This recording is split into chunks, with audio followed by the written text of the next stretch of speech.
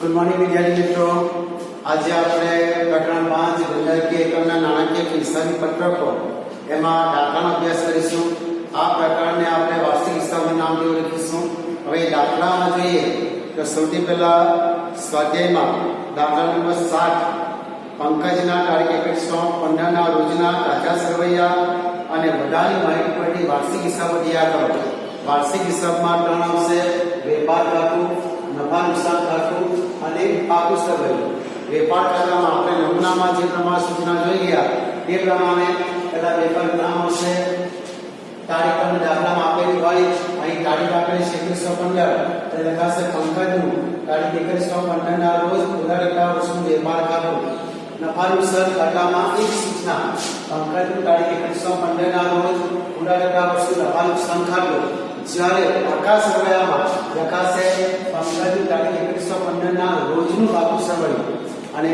વેપાર ખાતું, નફા નુકસાન ખાતું જે ખાતા છે એટલે ડાબી બાજુ ધરાવે અને જમણી બાજુ જમા આવે। વેપાર ખાતામાં ડાબી બાજુ ધાર, જમણી બાજુ જમા; નફા નુકસાન ખાતામાં ડાબી બાજુ ધાર, જમણી બાજુ જમા। જ્યારે પાકું સરવૈયું પત્રક છે એટલે એની ઉધાર બાજુ જમા બાજુ આવે નહીં, આપણને ડાબી બાજુ મૂકી દેવા ગણાશે અને જમણી બાજુ એટલે મિલકત લેણા એ નામથી ઓળખાશે। તમને વાર્ષિક હિસાબ ગણવા માટે કાચું સરવૈયું આપેલું હોય અને બધાની માહિતી એટલે કે હવાલા આપેલા હોય। કાચું સરવૈયું ભાગ 1 માં આપણે જોઈ ગયા કે કાચા સરવૈયામાં ઉધાર બાકી આવશે, કાચા સરવૈયામાં જમા બાકી આવે અને હવાલા એટલે કે હિસાબોમાં જેની અસર આપવાની રહી ગઈ છે અથવા તો ખોટી અસર અપાઈ ગઈ છે એને સુધારો કરવામાં આવે। હવે કાચું સરવૈયું અને હવાલા એ બંનેને ધ્યાનમાં રાખીને વાર્ષિક હિસાબો તૈયાર કરવામાં આવે છે। વેપાર ખાતું, નફા નુકસાન ખાતું, પાકું સરવૈયું એ ત્રણ ખાતામાં જે બાકી અસર કરે છે એ બાકી આવશે। અહીં સામાન્ય રીતે ઉપર છેલ્લે જે બાકી અગત્યની જે બાકી બોલી જાઉં। વેપાર ખાતામાં પહેલા સર્વરનો સ્ટોક આવે, પછી ખરીદી આવે, માઇનસ ક્રેડિટ પરત, માઇનસ અન્ય એટલે માલિક આવક અને ક્રેડિટ પરના ખર્ચા એટલે કે મજૂરી,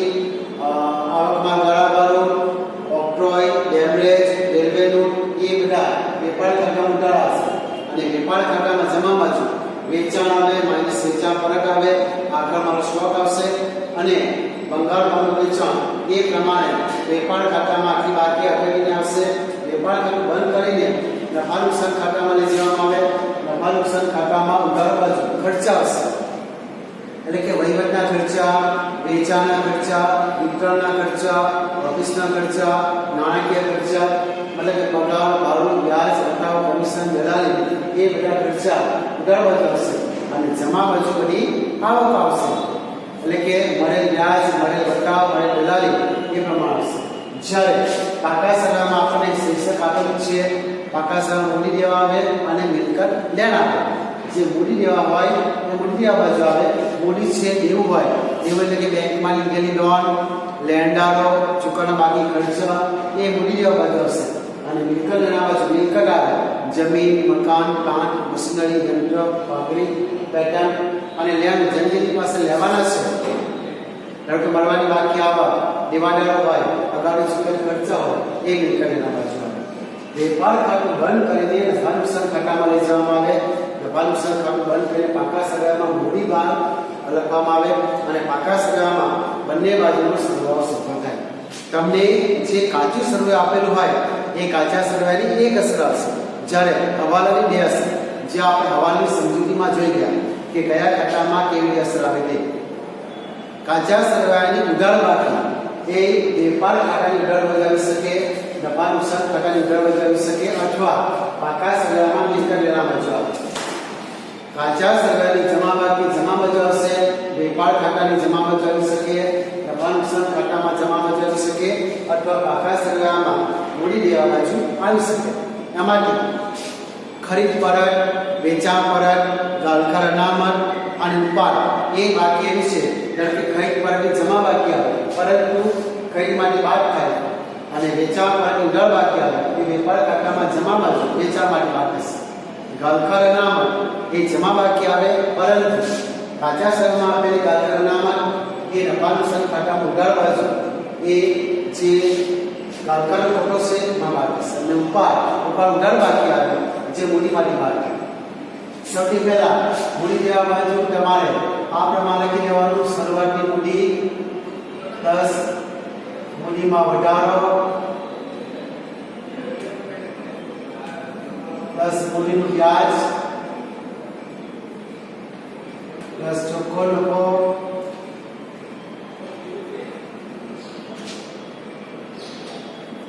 માઇનસ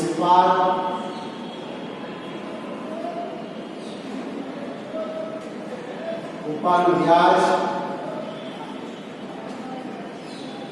ચોખ્ખી ખોટ આ પ્રમાણે જે આપણે નમૂનામાં કોઠામાં જોઈ ગયા છે એ લખી દેવાનું વેપાર ખાતામાં ઉધાર બાજુ શરૂઆતનો સ્ટોક આવશે ખરીદી આવે ખરીદીમાં શરૂઆતનો સ્ટોક આવે વેપાર ખાતામાં ઉધાર બાજુ સૌથી પહેલી લીટીમાં શરૂઆતનો સ્ટોક આવે પછી ખરીદી આવે બાદ ખરીદ પરત જમા બાજુ વેચાણ આવે વેચાણ પરત ઉધાર બાજુ લખવાની છે જમા બાજુ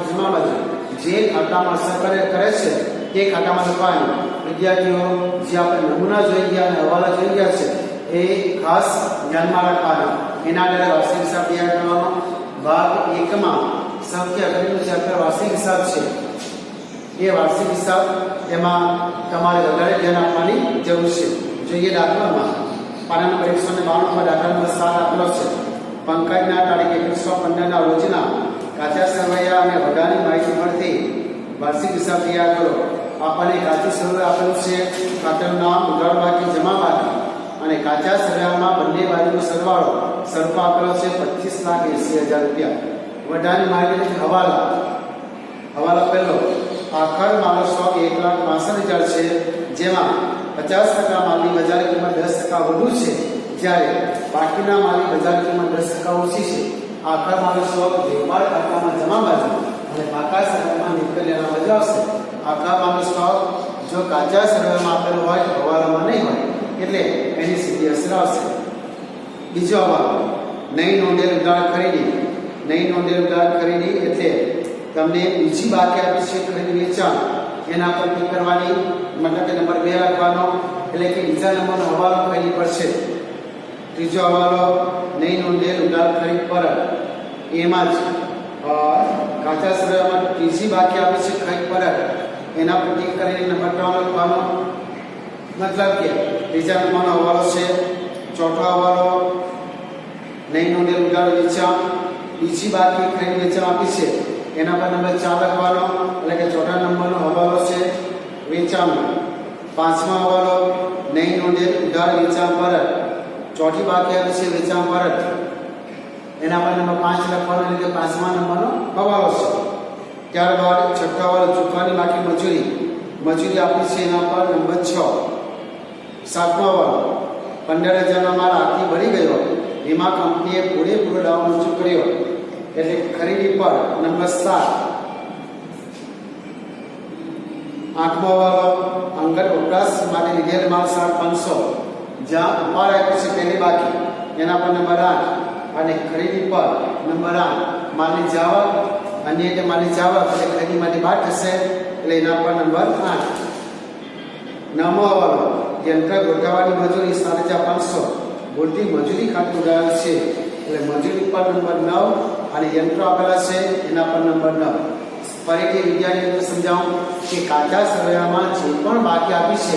એ એક જ અસર આવે કે તો વેપારમાં આવે નુકસાન ખાતામાં આવે અથવા પાકા સરવૈયામાં જ્યારે હવાલાની 2 અસર આપવાની છે જે આપણે હવાલાની અસરમાં જોઈ ગયા ઉધાર બાકી છે કાચા સરવૈયાની વેપારી ઉડાવી શકે નફા નુકસાન ઉડાવી શકે અથવા પાકા સરવૈયામાં નિકટ લેણા બાજુ જમા બાજુ આવશે વેપારી જમા બાજુ નફા નુકસાન ખાતામાં જમા બાજુ અને પાકા સરવૈયામાં મૂડી દેવા બાજુ બે ખાતા છે વેપાર ખાતું નફા નુકસાન ખાતું બે ખાતા છે એટલે ડાબી બાજુ ઉધાર જમણી બાજુ જમા જ્યારે પાકું સરવૈયું કટક છે એટલે એની ઉધાર બાજુ જમા બાજુ આવે નહીં પણ ડાબી બાજુ મૂડી દેવા લખાશે અને જમણી બાજુ નિકટ લેણા જોઈએ વિદ્યાર્થી મિત્રો કાચા સરવૈયામાં પહેલા આપણું છે મૂડી અને ઉપાડ ઉધાર બાકી 18,000 જમા બાકી 6 લાખ આપણે કાચા સરવૈયામાં જોઈ ગયા કે મૂડીની જમા બાકી આવે અને ઉપાડની ઉધાર બાકી મૂડીની જે જમા બાકી આપેલી છે એમાં લખીશું 6 લાખ રૂપિયા શરૂઆતી મૂલ્ય આપ્યું છે ત્યાં 6 લાખ રૂપિયા અને ઉપાડ ઉધાર બાકી 18,000 રૂપિયા ઉધાર બાકી 18,000 તમે ઉપાડ અહીં લખીને આ ટર્મનો સરવાળો કરીને અહીં લાવો અને પછી આમાંથી બાદ કરો તો ચાલશે અને આ પ્રમાણે લખો એ સાચું જ છે ત્યારબાદ લખીશું ખરીદી વેચાણ ખરીદીની ઉધાર બાકી આવે વેપારની જમા બાકી આવે ખરીદી વેપાર ખાતામાં ઉધાર બાકી પહેલી લીટીમાં સરવાળો સ્ટોક આવશે અને બીજી લીટીમાં આવશે ખરીદી ઉધાર બાકી 9 લાખ રૂપિયા ઇનર કોલમમાં એટલે અંદરના ખાનામાં અને વેચાણ જમા બાકી 15 લાખ રૂપિયા અંદરના ખાનામાં વિદ્યાર્થીઓ દરેક ખાતામાં બે રકમના બે ખાના બનાવ્યા છે રકમનું એક ખાનું બીજું ખાનું અંદરનું ખાનું અને બહારનું ખાનું એટલે કે ઇનર કોલમ અને આઉટર કોલમ અંદરના ખાનામાં તમારે એવી રકમ લખવાની છે કે જેમાં હવાલા છે એટલે કે એવી રકમ લખવાની છે કે જેમાં તમે પ્લસ માઈનસ કરવાના છે પ્લસ કે માઈનસ કરવાના છે એ રકમ બધી અંદરના ખાનામાં લખવાની જે બાકી હવાલા છે એ બધી અંદરના ખાનામાં લખવાની અને જે બાકી હવાલા નથી એ બહારના ખાનામાં હવાલાનું અસર આપી દઈએ મતલબ કે પ્લસ માઈનસ કરી દઈએ ત્યાર પછી એ રકમ બહારના ખાનામાં લખવાની છે અહીં મેં કહી અંદરના ખાનામાં લખી કારણ કે એના પર હવાલો છે વેચાણ એના પર હવાલો છે અહીં મૂડી અને ઉપાડ એ બધું અંદરના ખાનામાં લખ્યું છે કારણ કે મૂડી પર વ્યાજ ઉપર નફો ઉપાડનું વ્યાજ ઉપર એ બધું લખવાનું છે એટલા માટે મેં અંદરના ખાનામાં લખ્યું છે સીધો મતલબ એ થાય કે જેના પર હવાલા છે પ્લસ માઈનસ તમે જેમાં કરવાનો છો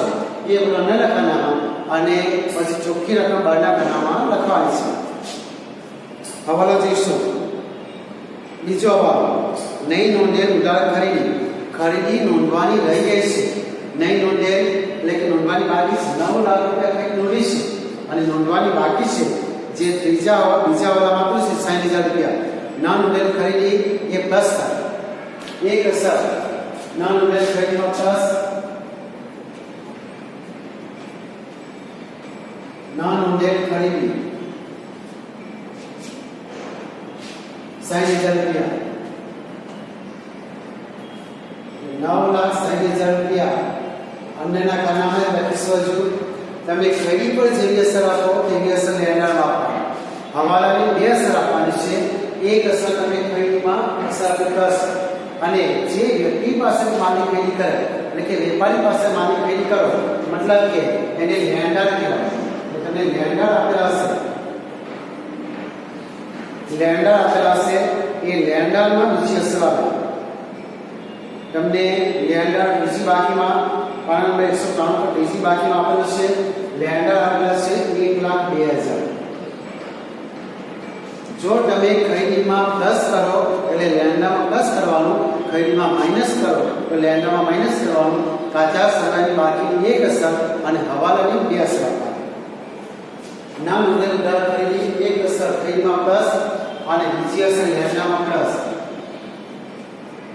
ના નોંધેલ ખરીદીના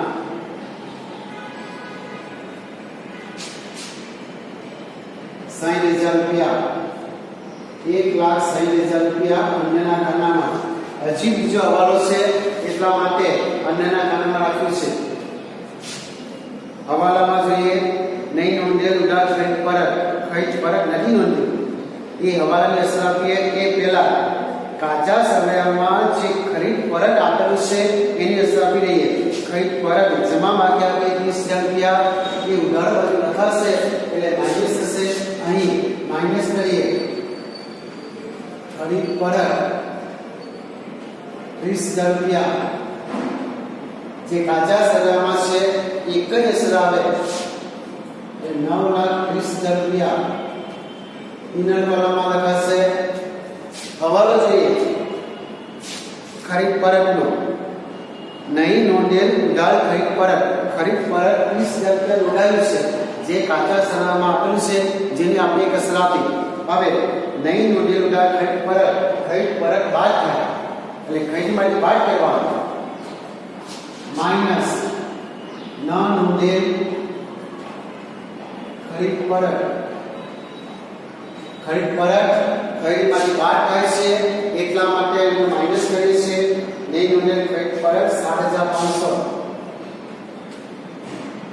9,30,000 એમાંથી 7,500 માઈનસ કરીએ એટલે મળશે 9,22,500 ઇનર કોલમમાં કારણ કે હજી હવાલો છે આ હવાલાની અસર છે નહીં નોંધેલ ક્રેડિટ પર એટલે એક અસર ક્રેડિટ માટે બહાર કરવું છે બીજી અસર લેન્ડરમાં આવશે હવાલાની બે અસર આપવાની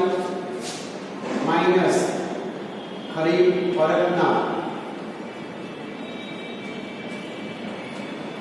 7,500 1,60,000 એમાંથી 7,500 માઈનસ કરીએ એટલે 1,52,500 1,52,500 આપણા કોલમમાં બહારના ખાનામાં લખીએ તો કારણ કે હવે કે પ્લસ માઈનસ નથી કરવાનું અહીં અંદરના ખાનામાં લખ્યું છે કારણ કે હજી હવાલો છે ખરીદ પરના હવાલા હજી જોઈ લઈએ બીજો અને ત્રીજો હવાલો થઈ ગયો ખરીદ પરના હવાલા જુઓ વિદ્યાર્થીઓ સાતમો હવાલો છે 15,000 નો માલ આગમાં બળી ગયો વીમા કંપનીએ પૂરેપૂરો દાવો મંજૂર કર્યો છે કોઈ પણ રીતે ધંધામાંથી માલ જાય અને એક અસર ક્રેડિટમાંથી બહાર થાય અન્ય કે માલની જાવક તરીકે એક અસર ક્રેડિટમાંથી બહાર થાય અને બીજી અસર જે ખાતામાં અસર કરે છે તે ખાતામાં અસર આપીએ આગમાં માલ બળી ગયો અને માલ જાય છે એટલે આમાંથી માઈનસ કરીએ માઈનસ આગથી બળી ગયેલ માલ આગથી બળી ગયેલ માલ 15,000 રૂપિયા એક અસર ક્રેડિટમાંથી બાદ કરીએ અને બીજી અસર ક્યાં પણ હવાલામાં આપેલું છે જેનો વીમા કંપની દાવો મંજૂર કર્યો મતલબ કે વીમો હતો અને વીમા કંપની પાસે આપણે પૈસા લેવાના છે એટલે મિલકત લેવા બાજુ આવશે વીમા કંપની દાવો મંજૂર કર્યો એનો મતલબ એ થાય કે વીમા કંપની આપણને પૈસા આપશે એ લેવાના છે એટલે અહીં લખાશે મિલકત લેવા બાજુ વીમા કંપની ખાતે 15,000 રૂપિયા માલ બળી ગયો તો વીમો હતો એટલે વીમા કંપની રકમ ચૂકવશે ત્યાર પછી આઠમો હવાલો એ ખરીદ પાસા કરે છે અંગત વપરાશ માટે લીધેલ માલ 7,500 અંગત વપરાશ માટે માલ લીધો એટલે ધંધાનો માલિક પોતાના અંગત વપરાશ માટે માલ લઈ એક અસર ઉપરમાં આવે અને માલ ધંધામાંથી જાય છે એટલે બીજી અસર ક્રેડિટમાંથી બાદ કરીએ એટલે ક્રેડિટમાંથી બાદ કરીએ એક અસર માઈનસ ઉપાડથી ગયેલ માલ 7,500 ઉપાડી ગયેલ માલ 7,500 આ બંને રકમ 9,22,500 માંથી 15,000 અને 7,500 માઈનસ કરીએ એટલે આપણને મળશે 9 લાખ રૂપિયા એ આપણા કોલમમાં લખાશે અને બીજી અસર આવે ઉપાડેલ માલ ઉપાડમાં પ્લસ કરીએ 7,500 તમે અહીં લખો તો ચાલે ઉપાડી નીચે ઉપાડેલ માલ લખો તો ચાલે અથવા નીચે લખો તો ચાલે પણ આપણે મેં ઉપાડમાં પ્લસ કરીને મૂડીમાંથી બહાર કરવાનું છે આ બધી અસર ખરીદમાં આવે અને સાથે સાથે આપણે વેચાણ ઇનામ કોલમમાં લખેલું છે કારણ કે વેચાણ પર હવાલો છે એટલા માટે વેચાણ ઇનામ કોલમમાં લખ્યું છે વેચાણ પર હવાલો ન હોય તો પણ વેચાણમાંથી વેચાણ ફરક બાદ કરવાનું હોય એટલે વેચાણ ઇનર કોલમમાં લખવાનું વેચાણ પરનો હવાલો જોઈશું ચોથો હવાલો નહીં નોંધેલ ઉધાર વેચાણ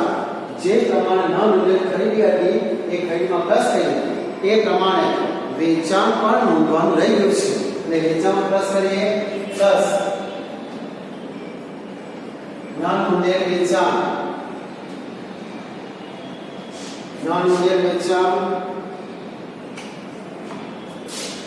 75,000 રૂપિયા આપેલા છે આપણને પ્લસ કરીએ એટલે 15,75,000 ના નોંધેલ વેચાણ એ હવાલામાં છે બે અસર આપવી પડે એક અસર વેચાણમાં પ્લસ અને બીજી અસર જેને તમે વેચાણ કર્યું છે કોને વેચાણ કરો ગ્રાહકોને અને ગ્રાહકો એટલે દેવાદાર જો ખરીદીમાં જે પ્રમાણે અસર આપો છો એ પ્રમાણની અસર લેન્ડરમાં અને વેચાણ પર જે પ્રમાણે અસર આપો છો તે પ્રમાણની અસર દેવાદારમાં આવે એટલે કે તમને દેવાદાર એટલે કે ગ્રાહકો આપેલા હોય એટલે કે દેવાદારો એ આપેલા છે પાના નંબર 193 પર પહેલી બાકી આપી છે દેવાદારો 1,35,000 દેવાદાર એટલે કે લેવાનું છે દેવાદાર એટલે વ્યક્તિ કે જેને આપણે ઉધાર માલ વેચ્યો છે જેટલા રૂપિયા માલ વેચ્યો એટલા રૂપિયા લેવાના એટલે મિલકત લેવામાં જ આવશે હવે નાનું ઉધાર વેચાણ એક અસર વેચાણમાં પ્લસ કરીએ તો બીજી અસર આવશે દેવાદારમાં આમાં પ્લસ કરીએ વેચાણમાં જો તમે પ્લસ કરો છો તો દેવાદારમાં પ્લસ થાય નાનું વેચાણના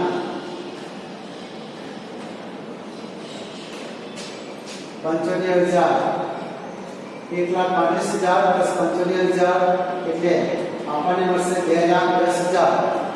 2,10,000 ઇનર કોલમમાં 2,10,000 હવે દેવાદારના હવાલામાંથી એટલે આ રકમને આપણે બહારના ખાનામાં લખી દઈશું 2,10,000 જો જે હવાલો હોય તો જ ઇનર કોલમમાં લખવાનો હવાલો ન હોય એટલે બહારના ખાનામાં રકમ લખી દેવાનો વેચાણને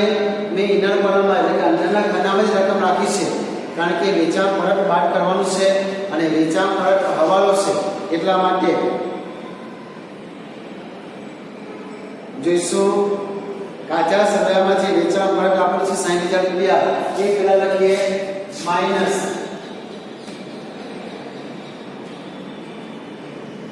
વેચાણ પરત 60,000 એ માઈનસ કરીએ 15,75,000 માઈનસ 60,000 એટલે 15,00,000 રૂપિયા ઇનર કોલમમાં કાચા સરવૈયામાં 60,000 રૂપિયા વેચાણ પરત આપ્યું છે એટલે એક જ અસર આવશે અને વેચાણ પરત માટે હવાલો આપેલો છે નહીં નોંધેલ ઉધાર વેચાણ પરત 22,500 એ વેચાણ પરત નોંધો લઈ ગયું છે વેચાણ પરત વેચાણમાંથી બાદ થાય એટલે માઈનસ કરીએ માઈનસ ના નોંધેલ વેચાણ પરત 22,500 15,00,000 એમાંથી 22,500 માઈનસ કરીએ એટલે આપણને મળશે 14,92,500 કેટલા મળે 14,92,500 ના નોંધેલ વેચાણ પરત એ હવાલામાં છે બીજી અસર આપવાની જેવી અસર તમે ખરીદીમાં આપો તેવી અસર લેન્ડરમાં આપો અને જેવી અસર વેચાણમાં આપો તેવી અસર ડિવાઇડરમાં આપો એ ડિવાઇડરમાં અસર આપીએ ના નોંધેલ વેચાણ પરતના વેચાણ પરત માઈનસ કર્યું છે એટલે આમાંથી માઈનસ કરીએ માઈનસ ના નોંધેલ વેચાણ પરત કેટલા રૂપિયા છે 22,500 22,500 માઈનસ કરીએ એટલે મળશે આપણને 1,87,500 1,87,500 એ બહારના ખાનામાં લખાશે આ પ્રમાણે હવાલા જસરા વિદ્યાર્થીઓ ધ્યાનમાં રાખવાનું કે કાચા સરવૈયામાં ખરીદી આપેલી હોય ખરીદ પરત આપેલું હોય ખરીદી કે વેચાણ આપેલું હોય એની એક જ અસર આપશે અને હવાલામાં આપેલું હોય તો બે અસર આપે તમે ખરીદીમાં જેવી અસર આપો એવી અસર લેન્ડરમાં આવે અને વેચાણમાં જેવી અસર આપો એવી અસર ડિવાઇડરમાં આવે મતલબ જો તમે ખરીદીમાં પ્લસ કરો તો લેન્ડરમાં પ્લસ કરવાનું અને ખરીદીમાંથી માઈનસ કરો તો લેન્ડમાંથી માઈનસ કરો એ તમારે વેચાણ અને ડિવાઇડર વેચાણમાં પ્લસ કરો ડિવાઇડરમાં પ્લસ વેચાણમાંથી માઈનસ ડિવાઇડરમાંથી માઈનસ આ પ્રમાણે અસર આવશે હવે આગળ જોઈશું કાચા સરવૈયામાં સ્ટોક તારીખ 1/4/2014 સ્ટોક સાથે તારીખ આપી છે 1/4/2014 આપણા વાર્ષિક હિસાબ અહીં લખી છે તારીખ 21/15 ના રોજ પૂરા થતા વર્ષના વેપાર ખાતું 21/3/15 વર્ષ પૂરું થાય એ વર્ષની શરૂઆત થાય 1 એપ્રિલ 2014 આ તારીખે વર્ષ પૂરું થાય છે એ વર્ષની શરૂઆત થાય 1/4/2014 અને 1/4/2014 નો સ્ટોક આપેલો છે 90,000 રૂપિયા એટલે શરૂઆતનો સ્ટોક વેપાર ખાતામાં ઉધાર બાજુ પહેલી લીટીમાં શબ્દ લખેલો છે કે આ રકમ લખી દેવાની 90,000 રૂપિયા અપર કોલમમાં આના હવાલો નથી એટલે બહારના ખાનામાં રકમ લખી દેવાની 90,000 રૂપિયા કાચા સરવૈયામાં છે એક જ અસર આવશે ત્યાર પછી આવક માલ ગાળા વાળો 15,000 આવકમાન ગાળાનો વેપાર ખાતામાં ઉધાર બાજુ આવશે, જાવકમાન ગાળાવાળું નફા નુકસાન ખાતામાં ઉધાર આવશે. અહીં આવકમાન ગાળાવાળું આપેલું છે 15,000 રૂપિયા, એટલે વેપાર ખાતામાં ઉધાર બાજુ લખાશે.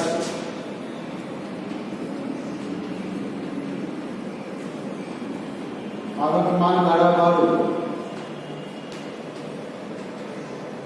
15,000 રૂપિયા. ત્યાર પછી પગાર 1,80,000 રૂપિયા. પગાર એ ઓફિસનો ખર્ચ છે, ઉધાર બાકી તરીકે આપેલું છે. પગાર ઓફિસનો ખર્ચ છે, એ પગાર ઓફિસના ખર્ચ છે, ઉધાર બાજુ નફા નુકસાન ખાતાની ઉધાર બાજુ આવશે. પગાર 1,80,000 રૂપિયા, એના પર હવાલો નથી એટલે આપણે કોલમમાં લખાશે 1,80,000 રૂપિયા બહારના ખાનામાં. ત્યાર પછી મજૂરી ઉધાર બાકી 60,000 રૂપિયા. મજૂરી વેપાર ખાતામાં ઉધાર બાજુ. મજૂરી એ ખરીદ પરનો ખર્ચ છે, એટલે વેપાર ખાતામાં ઉધાર બાજુ લખાશે. મજૂરી આપી છે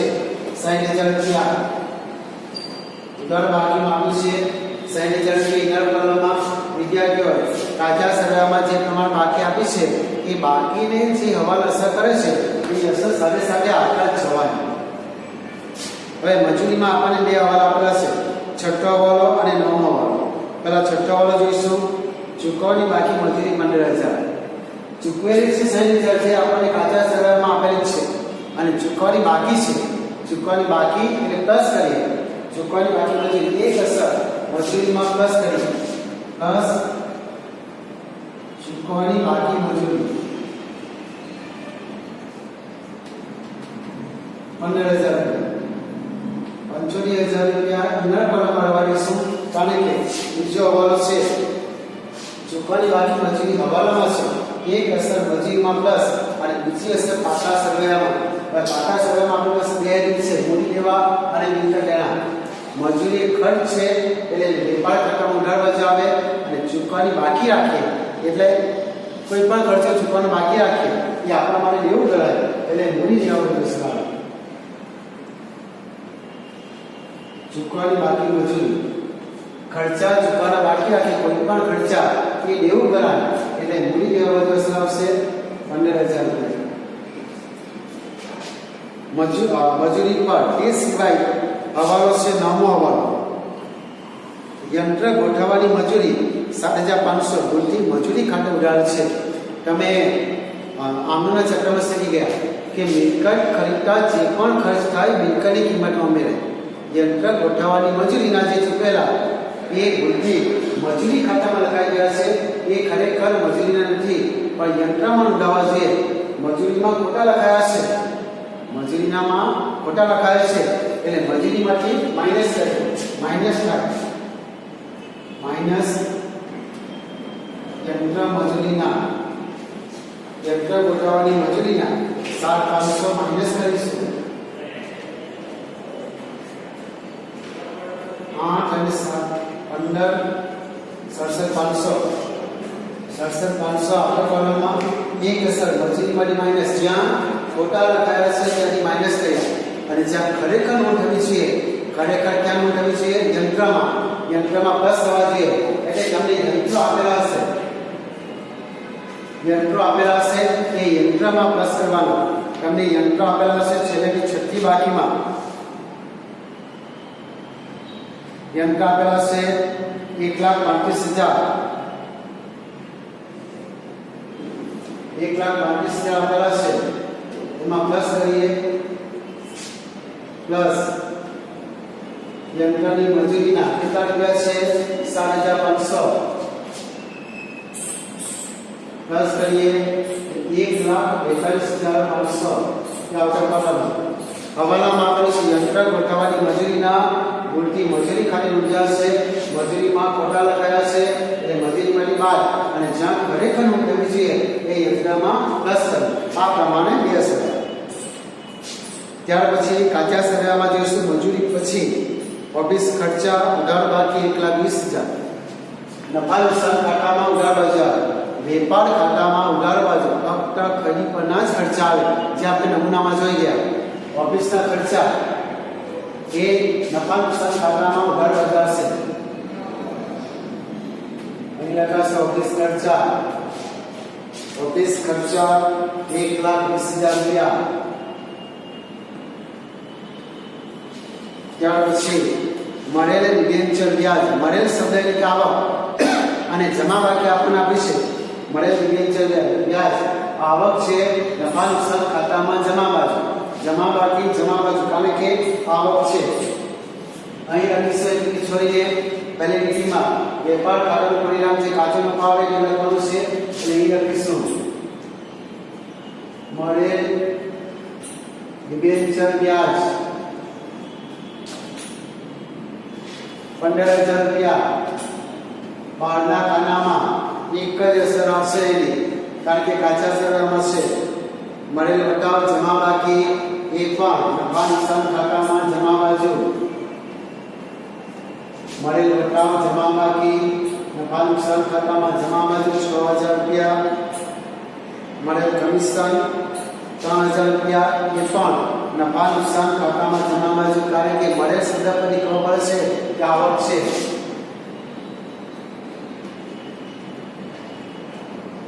મળેલ કમિશન 3,000 રૂપિયા નફા નુકસાન ખાતામાં જમા 10% બેંક લોન જમા બાકી 3 લાખ રૂપિયા 10% પ્રમાણે બેંકમાંથી લોન લીધી એટલે કે 10% વ્યાજ ચૂકવવાનું તે પ્રમાણે બેંકમાંથી લોન લીધી દેવું છે જેટલા રૂપિયા આપણે બેંકને પાછા આપવાના છે દેવું છે એટલે રૂપિયા બાજુ આવે લખાશે 10%ની બેંક લોન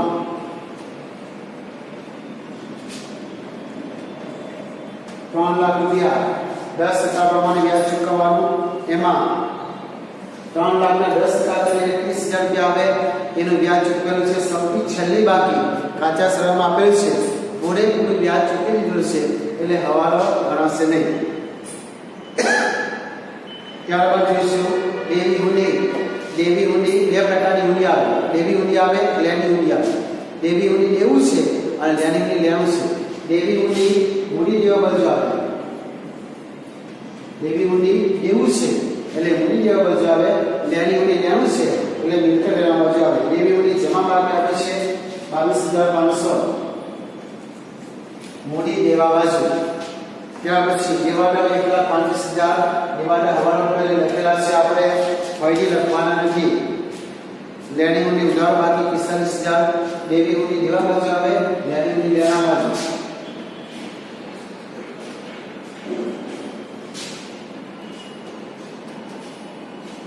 લેણી હુંડી 45,000 રૂપિયા લેન્ડર જમા બાકી 1,02,000 લેન્ડર લખેલા છે કારણ કે એના પર હવાલો હતો એટલે લેન્ડર આપણે લખ્યા છે ચૂકવણી બાકી ભાડું જમા બાકી 1,500 જે અહીં જો ચૂકવણી બાકી મજૂરી આપણને હવાલામાં આપેલી જ્યારે અહીં ચૂકવણી બાકી ભાડું કાચા સરનામાં આપેલું છે જો કાચા સરનામાં ચૂકવણું બાકી મળવાનું બાકી હોય કે અગાઉથી ચૂકવેલ કોઈ ખર્ચા હોય કે અગાઉથી મળેલ કોઈ આવક હોય જો તમને કાચા સરનામાં આપેલું હોય તો કાચા સરનામાની બાકી એક જ અસર આવશે પાકા સરનામા કાચા સરનામામાં ચૂકવણું બાકી મળવાનું બાકી શબ્દ આપેલો હોય તો એક જ અસર આવે પાકા સરનામા અને ચૂકવણું બાકી એ દેવું કહેવાય જે પૈસા ચૂકવવાનું બાકી છે એ આપણા માટે દેવું ગણાય એટલે મૂડી દેવા બાજુ આવશે ચૂકવણું બાકી ભાડું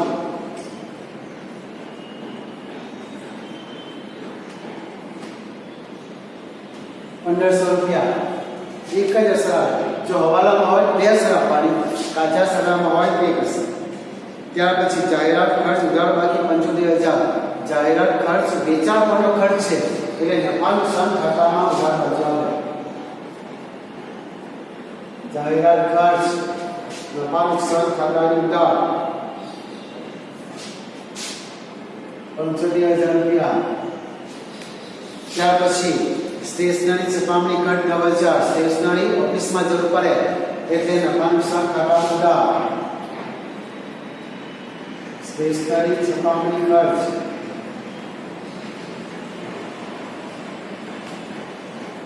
9,000 રૂપિયા ત્યાર પછી યંત્રો કાચા સરનામાં આપેલા છે યંત્રો 1,35,000 યંત્રો પર હવાલો હતો એટલે આપણે લખાશે યંત્રો 1,35,000 ફરીથી લખવાના નહીં મકાન 4,50,000 મકાન એ મિલકત છે એટલા માટે મિલકત એના મજા આવે મકાન ઘર બાકી મકાન મિલકત એના બાજુ 4,50,000 રૂપિયા ત્યાર પછી જોઈશું ફર્નિચર ઘર બાકી 90,000 ફર્નિચર એ પણ મિલકત છે એટલે મિલકત એના બાજુ આવે ફર્નિચર 90,000 રૂપિયા એક જ અસર એના પર હવાલો નથી ભાડું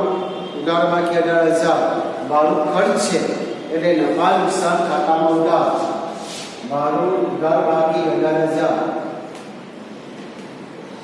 અહીં વિદ્યાર્થીઓને ધ્યાન રાખવાનું છે કે તમને કાચા સરનામાં જે ચૂકવણું બાકી ભાડું આપેલું હતું એની અસર આ ભાડામાં આવે નહીં હવાલો હોય તો ભાડામાં પ્લસ માઇનસ કરવાનું નહીં ચૂકવણું બાકી ભાડું આપેલું હોય અથવા અગાડી ચૂકવેલ ભાડું આપેલું હોય એટલે પાકા સરનામાં એક જ અસર આવશે ત્યાર પછી 10% ડિબેન્ચરમાં રોકાણ પૈસા રોકેલા છે 10% પ્રમાણે વ્યાજ મળે એ પ્રમાણે રોકાણ કર્યું છે એટલે મિલકત એના બાજુ આવશે કેટલા રૂપિયા લેવાના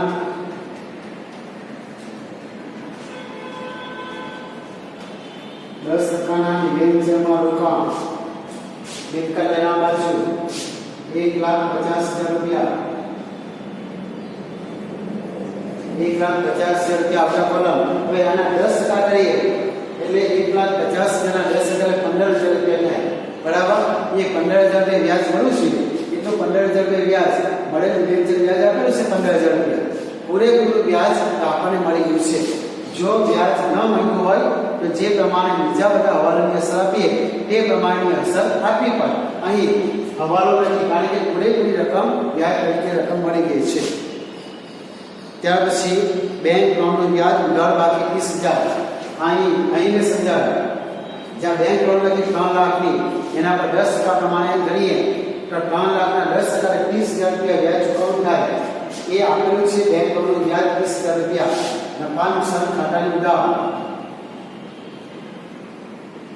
બેંક લોનનું વ્યાજ 30,000 રૂપિયા 3 લાખના 10% 30,000 રૂપિયા પૂરેપૂરું વ્યાજ ચૂકવી ગયું છે 30,000 કરતાં ઓછા ચૂકવેલા હોય તો હવાલો ગણાય તો એની અસર આપવાની અને કાચા સરવાઈઓમાં બધી બાકી થઈ ગઈ હવે જે હવાલા બાકી છે એ હવાલાની અસર છે પહેલો હવાલો આખર માલો સ્ટોક 1,65,000 છે જેમાં 50% માલી બજાર કિંમત 10% વધુ છે જ્યારે બાકીના માલી બજાર કિંમત 10% ઓછી છે હવે સૌથી પહેલા ગણતરી કરતા પહેલા આખર માલ સ્ટોક એક અસર વેપાર ખાતામાં જમા બાજુ આવશે અને બીજી અસર પાકા સરવાળામાં મિલકત એના બાજુ આવે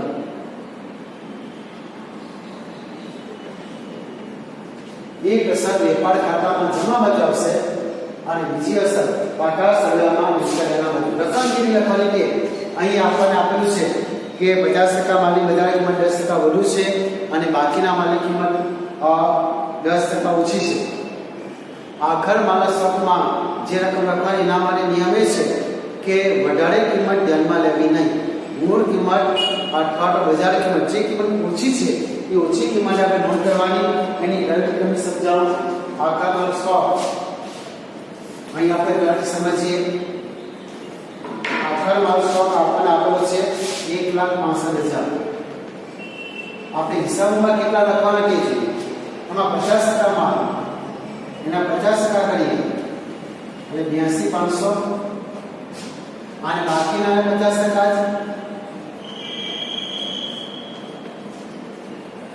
એટલે મળશે 1,65,000 સૂચના જોઈએ 50% માલની બજાર કિંમત 10% વધુ છે અને 10% વધારે કરીએ 10% કરીએ એટલે 8,250 82,500 ના 10% કરીએ 8,250 અને સરવાળો કરીએ 90,750 મળે બરાબર છે અને પછી સૂચના આપી છે જ્યારે બાકીના માલની બજાર કિંમત 10% ઓછી છે આની કિંમત કેટલી 10% ઓછી 82,500 ના 10% ઓછા 82,500 ના 10% એટલે 8,250 અહીં ગણીશું 74,250 जो बेनो सरवाળો કરીએ તો 1,65,000 મળશે, પરંતુ આખર માનો સ્વભાવ હિસાબોમાં જ્યારે ઉમેરવાનો છે ત્યારે નિયમ એ છે કે મૂળ કિંમત કે બજાર કિંમત બેમાંથી જે કિંમત ઓછી છે તે કિંમત ધ્યાનમાં લેવાની. અહીં 82,500 ની કિંમત 90,750 એટલે અહીંથી મોહની કેટલા લેવાશે 82,500. વધારે કિંમત ધ્યાનમાં લેવાની નહીં. 82,500 ની કિંમત વધારે છે, 90,750 રૂપિયા થઈ ગઈ છે, પણ 82,500 દેવાના છે કારણ કે જે કિંમત ઓછી છે એ રકમની નોંધ કરવાની. અને આ 82,500 ની કિંમત 74,250 છે. આ બેમાંથી ઓછી રકમ એટલે 74,250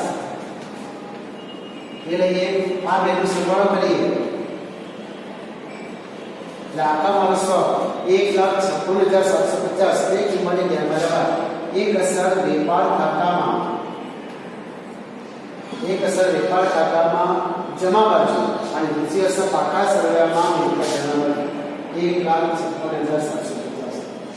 વિદ્યાર્થીઓ ફરીથી આખા માનો સ્વરૂપ સમજીએ. આખા માનો સ્વરૂપ દરેક દાખલામાં હશે અને આખા માનો સ્વરૂપ સમજીએ. આપણને હવાલામાં આપેલું છે કે આખા માનો સ્વરૂપ 1,65,000 છે, 50% માલની બજારની કિંમત 10% વધુ છે અને બાકીના માલની કિંમત 10% ઓછી છે. એટલે સૌથી પહેલા તો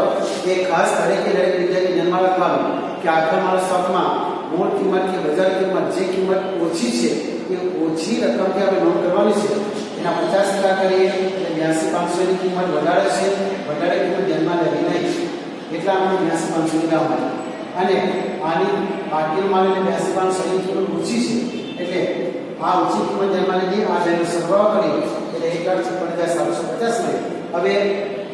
આપણે ખાતા બંધ કરવાના. સૌથી પહેલા વેપાર ખાતું બંધ કરવાનું. વેપાર ખાતાનું પરિણામ આપણને કાચો નફો કે કાચી ખોટ મળે જે નફા નુકસાન ખાતા મળે છે. નફા નુકસાન ખાતું બંધ કરવાનું. એનું પરિણામ ચોખ્ખો નફો કે ચોખ્ખી ખોટ મળે જે અહીં લખવાનું. જો નફો હોય મૂલ્યમાં પ્લસ કરો અને ખોટ હોય તો માઇનસ કરો.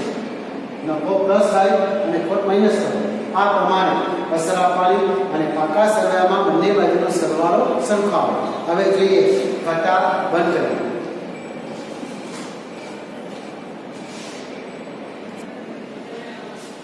વિદ્યાર્થીઓ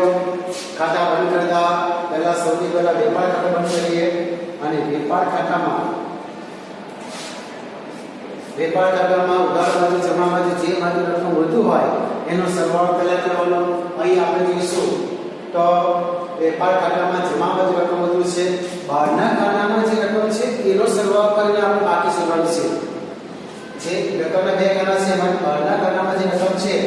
એનો સરવાળો કરીને બાકી શોધીએ. બહારના ખાતામાં 14,92,500 પ્લસ 1,56,750 એટલે 16,49,250 મળે. એ સામે મૂકી દેવાના. 16,49,250 એ જ કિંમત સામે મૂકી દઈએ અને જમા બાજુ જેટલી રકમ છે માઇનસ કરીએ. માઇનસ 90,000 માઇનસ 9,00,000 માઇનસ 15,000 માઇનસ 67,500 એટલે આપણને મળશે 5,76,750. શું કહ્યું? જમા બાજુ રકમ વધારે છે, જમાનો સરવાળો કર્યો. તે જ કિંમત સામે ઉધાર મૂકા. ઉધાર બાજુ બધી રકમ માઇનસ કરી એટલે તફાવતની રકમ મળી 5,76,750. આની કિંમત છે કાચો નફો. જમા બાકી એટલે કે જમા બાજુનો સરવાળો વધારે હોય એને કહેવાય કાચો નફો. એ લખાય નફા નુકસાન ખાતે લઈ ગયા.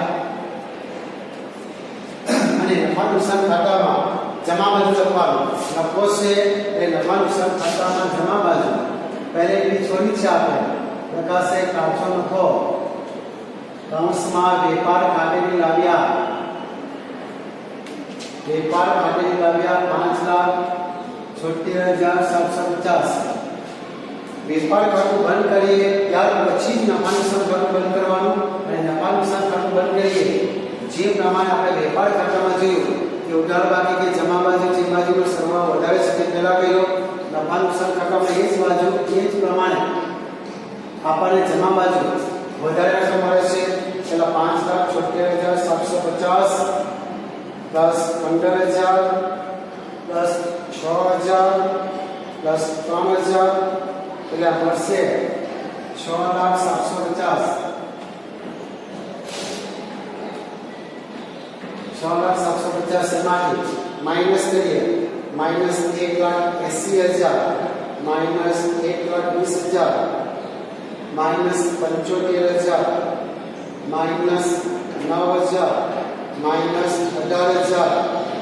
માઇનસ 30,000 એટલે આપણને મળશે 1,68,750 1,68,750 અહીં પણ જમા બાજુ સરવાળો વધારે છે અને ઉડાડ બાજુ રકમ ઘટે છે અહીં લખાશે ચોખ્ખો નફો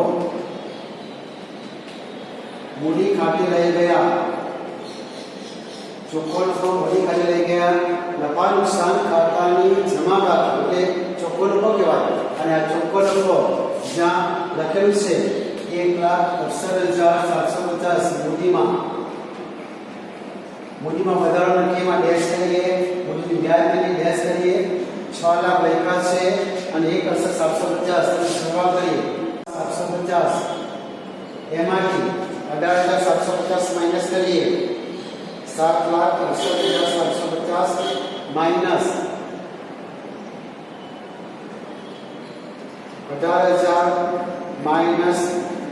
7,500 એટલે મળશે આપણને 7,43,250 હવે ત્યારબાદ આખા સરવાળામાં બંને બાજુનો સરવાળો સરખાવો જોઈએ 7,43,250 plus 1,54,500 plus 15,000 plus 3 lakh plus 22,500 plus 1,500 એટલે આપણને મળશે 12,36,750 12,36,750 ઇન્ટર બાજુનો સરવાળો કરીએ 15,000 પ્લસ 1,87,500 પ્લસ 1,43,500 પ્લસ 45,000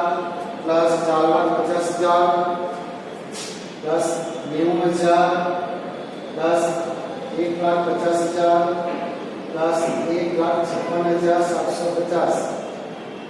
એટલે આપણને મળશે 12,36,750